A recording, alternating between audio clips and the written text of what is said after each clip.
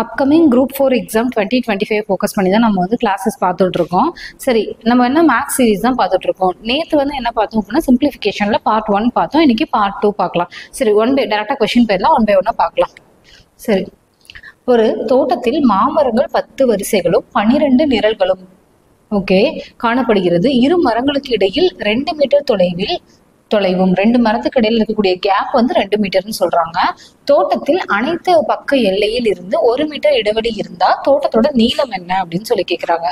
சரி, பார்க்கலாம். இப்ப பார்த்தோம் அப்படின்னா எத்தனை வரிசை இருக்கா? 10 வரிசை இருக்கா. அந்த மாதிரி 10 வரிசையா இங்க இருந்து 1ல ஆரம்பிச்சு 10 வரிசைக்கு மாமரங்கள் இருக்கு. அதே மாதிரி இந்த ஒரு வரிசையும் 12 நிரல்கள் இப்படி பார்த்தோம் அப்படின்னா 12 இருக்கும். அதாவது இந்த மாதிரி 1 2 3 4 5ன்னு சொல்லிட்டு 12 காலம் இருக்கும் அப்படின்னு சொல்லிட்டு சொல்றாங்க. அப்ப ஒரு வரிசையில எத்தனை மாமரம் இருக்கும்னு பார்த்தா 12. அதாவது ஒரு வரிசையில எவ்வளவு மாமரம் இருக்கும் அப்படின்னு சொல்லி பார்த்தோம் அப்படின்னா 12 மாமரம் இருக்கும். ஓகேங்களா? சரி, இப்போ 12 மாமரம் இருக்கும். நேற்று நான் சொன்னேன். என்ன சொன்னேன்? அதாவது 4 செடி இருக்கு அப்படின்னா வந்து எத்தனை கேப் இருக்கும்? 3 கேப் இருக்கும் அப்படின்னு சொல்லிட்டு. அப்ப 11 வரிசை இதோட நீளம் தான் கேட்டிருக்கான். ஓகேங்களா? அப்ப நம்ம அகலத்தை எடுத்துக்க தேவையில்லை. அதாவது இதை எடுத்துக்க தேவையில்லை. அப்ப பார்த்தோம் அப்படின்னா வந்து ஒரு வரிசையில அப்படின்னா 12 மாமரம் இருக்கு. இப்போ அகலம்னு கேட்டானா அதாவது ஒரு காலத்துல எத்தனை வரிசை இருக்கு அப்படிங்கிற மாதிரி மாத்தி போடுவோம். ஓகேங்களா? ஒரு நிரல்ல எத்தனை வரிசை இருக்கு அப்படிங்கிற மாதிரி போடுவோம் அகலம் கேட்டிருந்தாங்க அப்படின்னா. சரி, ஒரு 12 மாமரம் இருக்கு.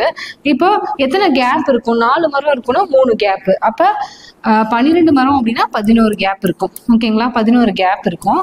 ஒரு கேப், அதாவது ஒரு மரத்துக்கும் இன்னொரு மரத்துக்கும் இடைப்பட்ட இடைவெளி அப்படின்னு சொல்லி பார்த்தோம் அப்படின்னா 2 மீட்டர் அப்படின்னு சொல்லி அவங்களே கொஸ்டின்ல கொடுத்துட்டாங்க. சரிங்களா? அப்ப இன்ட்டு 2. ஓகேங்களா? அப்ப எவ்வளவு அப்படின்னு சொல்லி பார்த்தோம்னா 22 மீட்டர் அப்படின்னு சொல்லிட்டு வந்துடும்.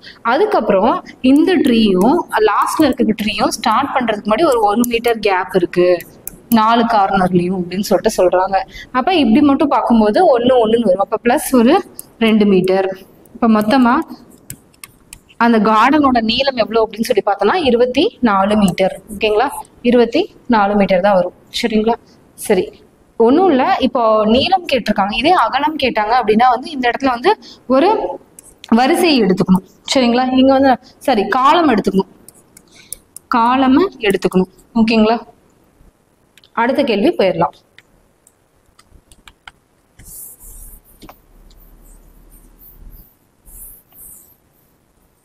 ஒரு பந்து எகிரினால் ஒரு விழும் இடத்தில் இருந்து உயரத்தை எட்டுகிறது. 32 மீட்டர் உயரத்தில் இருந்து அந்த பந்தை கீழே போட்டால் 3 தடவை எகிரும் போது அதன் உயரம் என்ன? ஓகேங்களா? சரி, இதுல ஏதோ ஒரு டேட்டா மிஸ் ஆயிருக்கு. என்ன அப்படின்னா 3/2 நினைக்கிறேன். 3/4. சரி, என்ன டேட்டா மிஸ் ஆயிடுச்சு அப்படின்னா வந்து அந்த பந்து வந்து எகிரினா அது விழும் இடத்துல இருந்து, அதாவது 1 மீட்டர்ல இருந்து இப்படி விழுகுது அப்படின்னா திரும்ப எவ்வளவு ஹைட்டுக்கு வந்து அது எழும் அப்படின்னா இந்த 1 மீட்டர்ல 3/2 அவங்க வந்து எகிரும் அப்படின்னு சொல்லிட்டு சொல்றாங்க. சரி, அதான் சொல்றாங்க. இப்போ எவ்வளவு ஹைட்ல இருந்து விழுகுது அப்படின்னு சொல்லி பார்த்தோம்னா 32 மீட்டர் ஹைட்ல இருந்து விழுகுது அப்படிங்கிறத சொல்றாங்க. அதே மாதிரி எத்தனை டைம் பவுன்ஸ் ஆகுது அப்படின்னா 3 டைம் பவுன்ஸ் ஆகுது அப்படின்னு சொல்லிட்டு சொல்றாங்க. அப்ப நான் என்ன பண்ணலாம்? இந்த 3/4 வந்து 3 டைம் போட்டுக்கலாமா? 3 டைம் பவுன்ஸ் ஆகுது அப்படின்னா 3 டைம் போட்டுக்கலாம். இல்ல இது ஒவ்வொன்றுக்கா கண்டுபிடிச்சாலும் அதே தான் வரும். ஓகேங்களா? அப்ப கேன்சல் பண்ணலாமா? கேன்சல் பண்ணா 8 32 1 2 இப்போ 1 2 அப்படின்னு சொல்லி வரும். அப்ப 27 9 9 3 27 27/2 வரும். இப்போ கேன்சல் பண்ணோம் அப்படின்னா 1 3 பேலன்ஸ் 1. அப்ப 13 1/2 டைம், அதாவது உயரம் போது 3வது தடவை எவ்வளவு உயரம் வரும் அப்படின்னு சொல்லி பார்த்தோம்னா 13 1/2 மீட்டர் உயரம் வந்து போயிருக்கும் அந்த பந்து. ஓகேங்களா? ஒன்றும் இல்லை, ஒரு பந்தை வந்து 32 மீட்டர் ஹைட்டு, இவ்வளோ ஹைட்டுன்னு வச்சுக்கோங்க. இது வந்து நான் போடுறேன். இப்படி போடும்போது ஃபர்ஸ்ட் பவுன்ஸ் இங்க டச் ஆகி திரும்ப பவுன்ஸ் ஆகும்போது எவ்வளவு ஹைட் வரும்னா இந்த ஹைட்ல 3/4 மீட்டர் 3/4 டைம்ஸ் வந்து இதாகும் அப்படின்னு சொல்லிட்டு சொல்றாங்க, எகிரும் அப்படின்னு சொல்லிட்டு. இந்த மாதிரி 3 டைம் வந்து எகிருது அப்படின்னு சொல்லிட்டு சொல்றாங்க. 3வது டைம் அது எவ்வளவு ஹைட், அதை விட கொஞ்சம் கம்மியா இருக்கும். அதுக்கு 3வது டைம் அதை விட கொஞ்சம் கம்மியா இருக்கும். எவ்வளவு ஹைட் இருக்கும் அப்படின்னா 32 மீட்டர்ல இருந்து போட்டா 3வது டைம் பவுன்ஸ் ஆகும்போது 13 1/2 மீட்டர் ஹைட்டுக்கு உயரும். சரி, அடுத்த கொஸ்டின் போலாம்.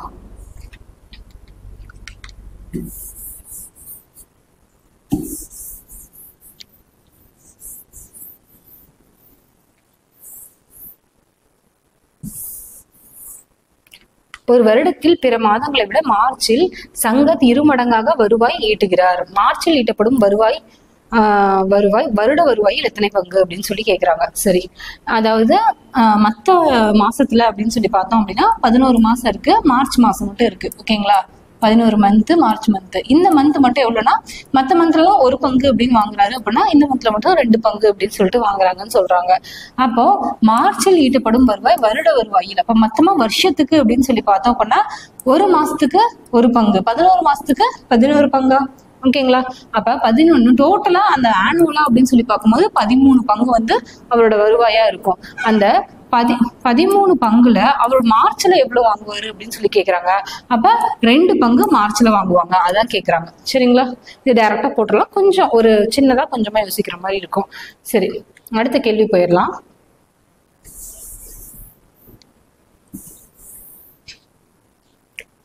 ஒரு தொட்டியில் 3 1 பங்கு நிறைந்தால், ஓகே, 3 1 பங்கு நிறைந்தால் 80 லிட்டர் தண்ணீர் இருக்கும் எனில்,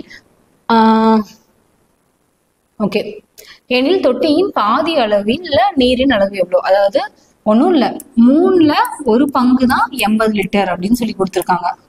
ஓகேங்களா, அப்ப அந்த 3ல 1 பங்கு அப்படின்னு சொல்லி பார்த்தோம்னா 80 லிட்டர்.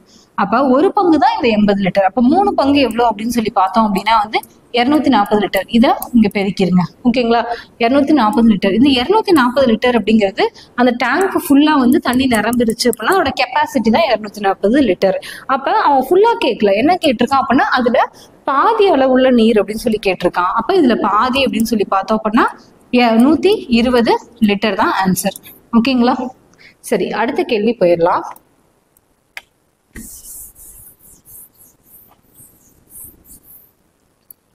ஏ என்ற இடத்தில் இருந்து பி என்ற இடத்திற்கு ஒரு நபர், ஏன்னு ஒரு இடம் இருக்கு, ஏ இடத்துல இருந்து பிங்கிற இடத்துக்கு ரீச் ஆகிறதுக்கு 3.5 கிலோமீட்டர் பயணிக்கிறார் அப்படின்னு சொல்றாங்க. சரி, இந்த பயணத்தில் 1/2/3 கிலோமீட்டர், 1/2/3 கிலோமீட்டர் எதுல போறாரு அப்படின்னா சைக்கிள்ல போறாரு அப்படின்னு சொல்லிட்டு சொல்றாங்க. அடுத்து 1/1/6 கிலோமீட்டர் வந்து எதுல போறாரு அப்படின்னா ஸ்கூட்டர்ல போறாரு அப்படின்னு சொல்லிட்டு சொல்றாங்க. அடுத்து மீதி வந்து என்னன்னா மீதி எவ்வளவு டிஸ்டன்ஸ் அவர் கவர் பண்ணாருன்னு தெரியல. அந்த மீதி டிஸ்டன்ஸ் வந்து எதுல போறாருன்னா எக்ஸ் டிஸ்டன்ஸ், எக்ஸ் கிலோமீட்டர் போறாரு. எதுல போறாரு அப்படின்னா ஃபுட்ல போறாரு, அது நடந்து போறாரு அப்படின்னு சொல்லிட்டு சொல்றாங்க. அடுத்து மொத்த தூரத்தில் கால்நடையாக நடந்தது எவ்வளவு, அதாவது அவர் நடந்து போன தூரம் எவ்வளவு அப்படின்னு சொல்லி கேட்கறாங்க. ஓகேங்களா, மொத்தமா அப்படின்னு சொல்லி பார்த்தோம் அப்படின்னா 3.5 கிலோமீட்டர். அப்ப நான் வந்து இது ஃபிராக்ஷன்ல இருக்கு, நான் 7/2 எழுதிக்கலாமா? இந்த மிக்ஸ்டு ஃபிராக்ஷன்லாம் நான் ஃபிராக்ஷனா மாத்திக்கிறேன். அப்போ 6, சரி 3 5, 3/5 5/3 plus 6 7, 7/6 plus X equal to 7/2. ஓகேங்களா, அப்போ காமனா வந்து எல்லாத்தையும் வந்து டினாமினேட்டர்லாம் ஒரே இதாக மாத்துறேன். அப்போ 3ஆல இங்க மேலே பெருக்கணும் அப்படின்னா இங்க 2, இங்க 1 தான், இங்க 3. அப்ப 10 17 17/6 6 பிளஸ் 7, ஓகே கரெக்டாக தான் இருக்கு. பிளஸ் எக்ஸ் 7 3 21 கீழே வந்து 6. சரிங்களா, அப்ப எக்ஸ் 21/6 இருந்து 17/21/6 இருந்து 17/6 போயிடுச்சு அப்படின்னா வந்து எவ்வளவு வரும் அப்படின்னா வந்து 3 4 வரும். 4/6, அப்ப 2/3 கிலோமீட்டர் வந்து எதுல போயிருக்காரு அப்படின்னா நடந்து போயிருக்காரு. சரி, அதுக்கு அடுத்து என்னங்க மொத்த தூரத்தில் கால்நடையாக நடந்தது எவ்வளவு அப்படின்னு சொல்லி கேட்டிருக்காங்க. இது வந்து அவரு கால்நடையா எவ்வளவுனா 1 கிலோமீட்டர் கிராஸ் பண்ணியிருக்காரு. மொத்த தூரம் அப்படின்னு சொல்லி பார்க்கும்போது 7/2. அதுல அவர் நடந்து போனது மட்டும் எவ்வளவுன்னு பார்க்கும்போது 2/3. நம்ம டைரக்டா இதை ஆன்சரா போட்டக்கூடாது. ஓகேங்களா, அப்ப மேல போயிடுச்சு அப்படின்னா 4/21. ஓகேங்களா, 4/21 தான் வந்து அவரு மொத்த தூரத்தை கம்பேர் பண்ணும்போது கால்நடையா நடந்து போனது. 21 பங்குல 4 பங்கு வந்து கால்நடையா போயிருக்காரு. சரிங்களா, சரி, அடுத்த கேள்வி போயிடலாம்.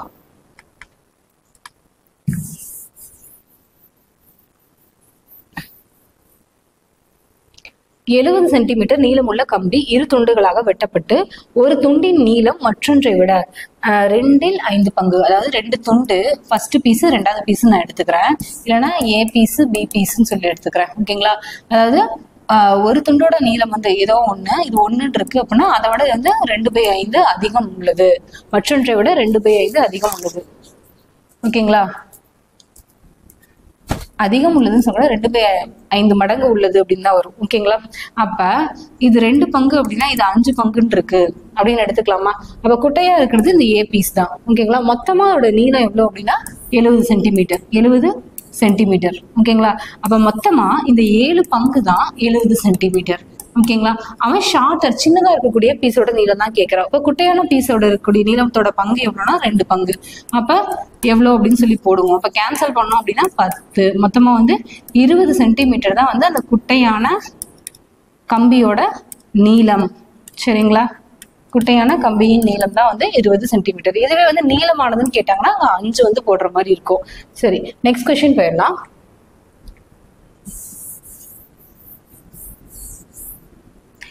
ஏபிசி உடன் ஒரு தொகை பகிரப்படுகிறது. ஏபிசி உடன் ஒரு தொகை பகிரப்படுகிறது. மொத்த தொகையில் ஏ வந்து 3/16 பிக்கு வந்து 1/4 பெறுகிறார். சி வந்து 81 பெறுகிறார். எனில் பி பெறுவது எவ்வளோ? மொத்தமா 3 பேர்கிட்ட வந்து ஒரு தொகை பகிரப்படுகிறது அப்படின்னு சொல்லிட்டு சொல்றாங்க. அந்த தொகை எவ்வளவு? தொகை எவ்வளவு அப்படின்னு சொல்லி பார்த்தோம் அப்படின்னா 1000. ஓகே, சரி, கரெக்டாக தான் இருக்கு. ஏ பி மற்றும் சியுடன் ஒரு தொகை பகிரப்படுகிறது. மொத்த தொகையில் அதாவது மொத்தமாக எவ்வளோ அமௌண்ட்னு எனக்கு தெரியல, நான் எக்ஸ் அமௌண்ட்னு வச்சுக்கிறேன். அந்த அமௌண்ட்ல ஏ வந்து 3/16 எக்ஸ் அப்படிங்கிற அமௌண்ட் வந்து அவர் வந்து பெறாரு. அடுத்து வந்து பார்க்கும்போது பி வந்து எவ்வளோனா மொத்த தொகையில், அவன் தான் சொல்லிடுறான், மொத்த தொகையில் ஏ ஓடுது, மொத்த தொகையில் பி ஓடுது, அதாவது 4ல் 1 பங்கு தொகை வந்து பெறாரு. அதுக்கடுத்து சி வந்து எவ்வளோனா இதுல கொடுத்துட்டாங்க, 81 ரூபாய் பெறாங்க. மொத்தமா வந்து அவருடைய தொகை எவ்வளோ? எக்ஸுங்கிற தொகைன்னு நான் வச்சுக்கிட்டேன். ஓகேங்களா? சரி, இதுல பார்த்தோம் அப்படின்னா வந்து மிக்ஸ்டு ஃப்ராக்ஷன்ல இருக்கு. அப்போ எல்லாத்தையும் நம்ம ஃப்ராக்ஷனா மாத்திக்கலாமா? அப்போ வந்து இது 4ஆல பெருக்கிக்கலாமா? இது 4. ஓகேங்களா? இங்கேயும் வந்து 4/4. Okay okay. அப்ப பார்த்தோம் அப்படின்னா 3/16 X plus 4/16 X plus 81. X எல்லாம் ஒரு பக்கம் போட்டு வந்துடலாம் இருங்க. பிளஸ் 81 ஈக்குவல் டு 4x/4 அப்படியே இருக்கட்டும். அப்போ இது அந்த சைட் 16ஆல போடணும். ஓகேங்களா? ஏன்னா 16 தான் நான் எல்சிஎம். சரி, 16. அப்போ 16x. அப்போ இது அந்த சைட் போயிடுச்சு அப்படின்னா -7x/16 அப்படின்னு சொல்லிட்டு வந்துடும். ஓகேங்களா? அப்போ ஓகே, 81 இந்த சைடு வச்சுக்கிறேன். அப்போ 7 போயிடுச்சு அப்படின்னா 9x/16 அப்படின்னு சொல்லிட்டு வரும். 9 கேன்சல் பண்ணா அப்படின்னா 9 டைம் அப்படின்னு சொல்லிட்டு வரும். அப்போ 9 × 16 அப்படின்னு சொல்லி பார்த்தா 144 அப்படின்னு சொல்லிட்டு வரும். சரி, 144 அப்படின்னு சொல்லிட்டு வந்துருச்சு. இப்போ பார்த்தோம் அப்படின்னா வந்து அவன் என்ன கேட்டிருக்கான், இது வந்து மொத்த தொகையை நான் கண்டுபிடிச்சிட்டேன். அப்போ இதுல பியோட பங்கு மட்டும் எவ்வளோ அப்படின்னு சொல்லி பார்த்தோம் அப்படின்னா 144. அவர் எவ்வளோ? 4ல் 1 பங்கு அவர் வாங்குறாரு. அப்போ கேன்சல் பண்ணோம் அப்படின்னா 3 12 மீதி 2 6 24. அப்போ 36 ரூபாய் வந்து பியோட ஷேர். ஓகேங்களா? சரி சரி, அடுத்த கேள்வி போயிடலாம்.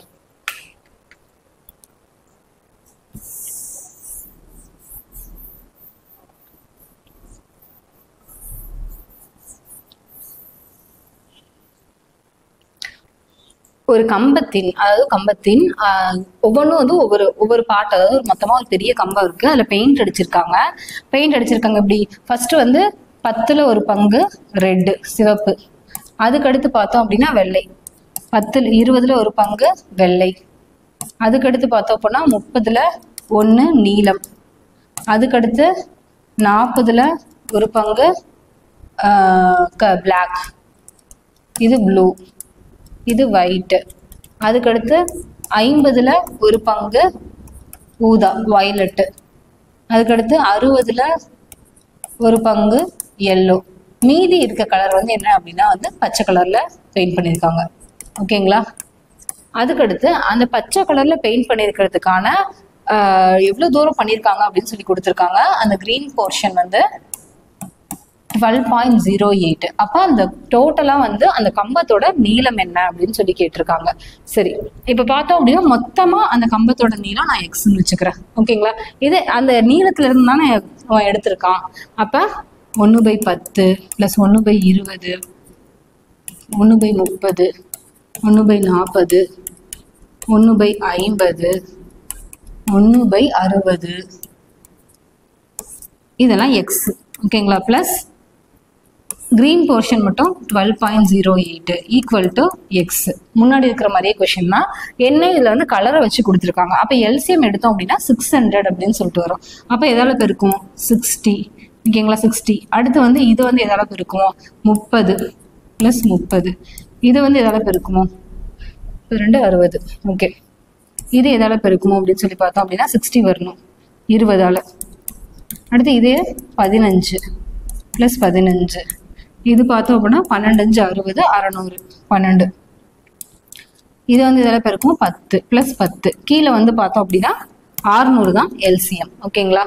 இப்போ 600 வர மாதிரி பெருக்கிக்கிறோம். அப்போ ஆட் பண்ணோம் அப்படின்னா 90 + 20 அப்படின்னு சொல்லி பார்த்தோம் அப்படின்னா 110 120 130 140 147 147/600 எக்ஸ் மீதி இருக்கக்கூடிய போர்ஷன். இது மட்டும் அப்படின்னு சொல்லி பார்த்தோன்னா 12.08 மீட்டர். ஓகேங்களா? எக்ஸ். ஓகேங்களா? இது அந்த சைட் போயிடுச்சு அப்படின்னா இங்க போடலாம். ஓகே, அதாவது அந்த சைட் போயிடுச்சு அப்படின்னா 12.08 நான் இங்கே வச்சுக்கிறேன். Equal to X - 147/600 X. இப்போ 600 - 147 அப்படின்னா 453 வருமா? 453/600 எக்ஸ். எக்ஸை மட்டும் ஒரு சைட் வச்சுட்டு மீதி எல்லாம் அந்த பக்கம் கொண்டு வந்துடலாம். அப்போ 1208 × 6. இந்த 600 நான் பிரித்து அதெல்லாம் மல்டிப்ளை பண்ணி எழுதிக்கிறேன். பை 453. ஓகேங்களா? இப்போ கேன்சல் பண்ணலாமா? இது எவ்வளோ வருது? 9 12 வருது. அப்போ 3ஆல் கேன்சல் ஆகும். அப்போ பார்த்தோம் அப்படின்னா வந்து ஒரு டைமு, அதுக்கப்புறம் 5, திரும்ப 1. இது பார்த்தோம்னா 4 12 இது கேன்சல் ஆகாது 3ஆல்.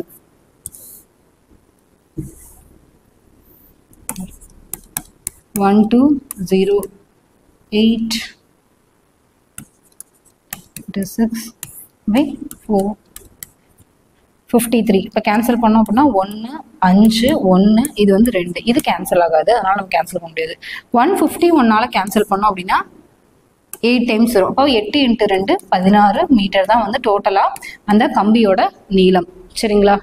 சரி, ஒன்றும் இல்லை. அவங்க முன்னாடி கொடுத்து நம்ம இது என்ன கொடுத்துருந்தாங்க முன்னாடி ப்ராப்ளம் அப்படின்னு பார்த்தோம் அப்படின்னா ஒரு அமௌண்ட்டை கொடுத்துருந்தாங்க. இதில் வந்து அமௌண்ட்டுக்கு பதிலாக ஒரு கம்பத்தோட நீளம் அப்படின்னு சொல்லிட்டு சொல்கிறாங்க. அதே மாடல் தான். ஓகேங்களா? எக்ஸ்ன்னு வச்சுக்கோம். மொத்தமாக இருக்கக்கூடிய தொகையை வந்து எக்ஸ், இது வந்து அதில் இருக்கக்கூடிய பங்கு. ஓகேங்களா? சரி, அடுத்த கேள்வி போயிடலாம்.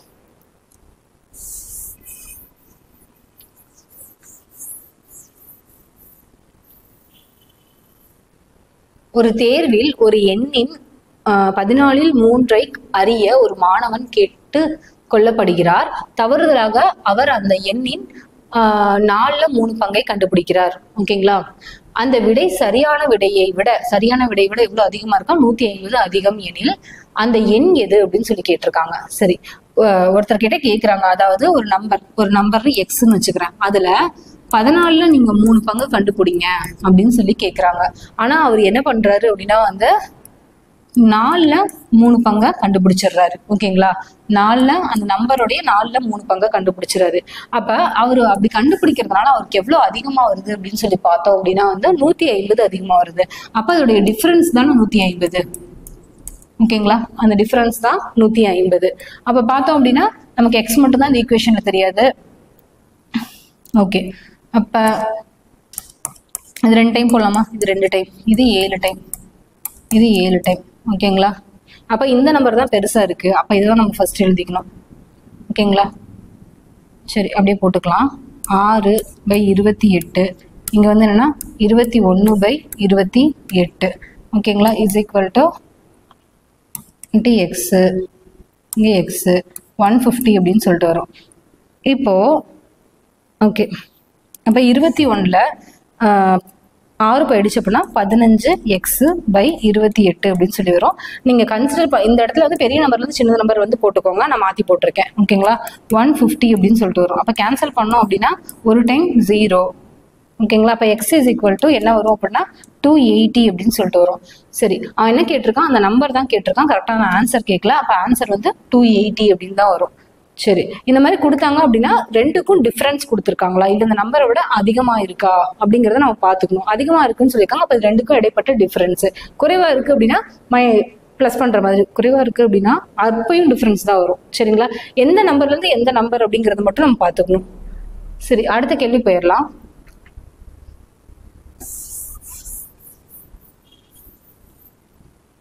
ஒரு தொகையின், இதுவும் வந்து அதே மாடல் தான், ஆனால் கொஞ்சம் வேற மாதிரி கொடுத்துருப்பாங்க. ஒரு தொகையில் ஒரு அமௌண்ட்டை கொடுத்துட்றாங்க. ஓகேங்களா, 8ல் 3 பங்கு கூடுதலை கண்டுபிடிக்க. 8ல் 3 பங்கு, ஒரு தொகை எவ்வளவு தெரியல, நான் எக்ஸ்ன்னு எப்பவும் போல வச்சுக்கிறேன். அந்த தொகையை கண்டுபிடிக்க ஒரு மாணவன் கோரப்படுகிறான். அவர் அந்த தொகை கூடுதலை 8ல் 3ஆல் தவறாக வகுத்து விடுகிறார். அதாவது அந்த தொகையை 3ல் 8ஆல பெருக்கிறதுக்கு பதிலாக அவர் என்ன பண்றாரு அப்படின்னா வந்து இப்படி வகுத்துடுறாராம். ஓகேங்களா, வகுத்துறாரு அப்படின்னா வந்து 8ல் 3 பங்கு கண்டுபிடிச்சிடுறாரு. ஓகேங்களா, 3ல் 8 பங்கு கண்டுபிடிக்கிறாரு. அப்ப இதுதான் அதிகம். ஓகேங்களா, அப்ப இதுல இருந்து தான் இதை கழிப்போம். ஓகேங்களா, அப்படி கண்டுபிடிக்கிறதுனால விடை வந்து சரியான விடையை விட 55 கூடுதலா இருக்கு அப்படின்னு சொல்றாங்க. அப்ப -3/8x சரியான விடையை விட எவ்வளவு அதிகமா இருக்கா, 55 அதிகமா இருக்கு. அப்ப எப்பவும் போல எல்சிஎம் எடுப்போமா, இப்ப 8 போடுவோம், இங்க 8, இங்க 3, இங்க 3, ஏன்னா 24 தான் எக்ஸ் எல்சிஎம். அப்போ 8 8 64, 64 கீழே வந்து 24 இன்ட்டு எக்ஸ், மேலே வந்து 9x/24 எக்ஸ் ஈக்குவல் டு 55. ஓகேங்களா, அப்போ 64ல் 9 போயிடுச்சு அப்படின்னா 55x தான் வரும். 55x/24 equal to 55. ஓகேங்களா, இப்போ இதையும் கேன்சல் பண்ணோம் அப்படின்னா எக்ஸ் இஸ் ஈக்குவல் டு 24. அப்போ எந்த நம்பர் அப்படிங்கிறது கிடைச்சிருச்சு. ஆனால் அவன் என்ன கேட்டிருக்கான், சரியான விடையை கேட்டிருக்கான். இதுக்கு அடுத்து இன்னொரு ஸ்டெப்பை போட சொல்றான். என்ன சொல்றாங்க அப்படின்னா சரியான விடைனா என்னது, அவர் ஃபர்ஸ்ட்ல என்ன கொடுத்துருக்காரு, இந்த தொகையில 3ல் 8 பங்கு கண்டுபிடிக்கணும். அப்போ இன்ட்டு 24, அப்போ 3, அப்போ 9 ரூபாய் தான் சரியான தொகை. சரிங்களா, சரி, இன்னைக்கு பார்த்தோம் அப்படின்னா ஒரு 10 கொஸ்டின்ஸ் பார்த்தோம். 10மே வந்து ஒவ்வொன்றும் ஒவ்வொரு மாடல் இருக்கிற மாதிரி. ஓகேங்களா, 2 கொஸ்டின் ஈஸியாக இருக்கும், மீதி ஒரு 8 கொஸ்டின் கொஞ்சம் யோசிக்கிற மாதிரி தான் இருக்கும். சரி, அடுத்தடுத்த கிளாஸ்ல வந்து அடுத்தடுத்த சிம்பிளிஃபிகேஷன்ல அடுத்தடுத்த பார்ட் பார்க்கலாம். மறக்காம அரிஹண்ட் அகாடமி சேனல் சப்ஸ்கிரைப் பண்ணுங்க, ஷேர் பண்ணுங்க, பெல் ஐக்கான் கிளிக் பண்ணிக்கோங்க. தேங்க்யூ.